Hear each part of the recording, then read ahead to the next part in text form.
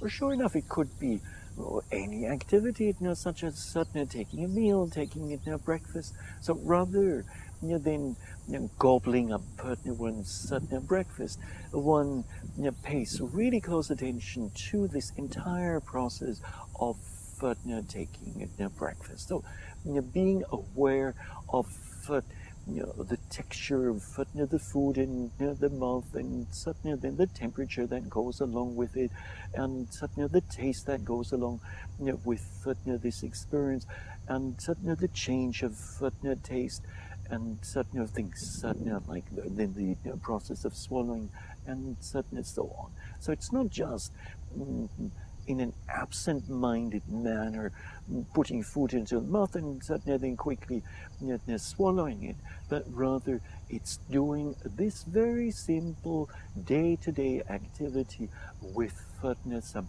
presence of mind. And when meditation, in a way, is a non-activity where a person's just sitting and not being active.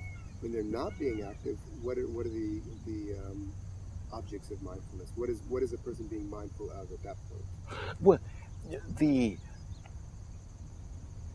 superficial impression is one of not being active, but when one does sit in formal mindfulness meditation, and one then tries to be mindful of whatever predominant object comes up in the body or in the mind, then one realizes that at times a lot is coming up, and then this practice of mindfulness meditation actually can turn into a very dynamic activity. So from the outside, it might be viewed as just sitting there doing nothing, but actually the much involved. One needs to be dynamic. One needs to be with what's happening, and it could be considered even the most dynamic activities of all activities. If one really tries to be mindful, not just minute by minute, but second by second, moment by moment, and fraction of a moment by fraction of a moment. And what are they being mindful of?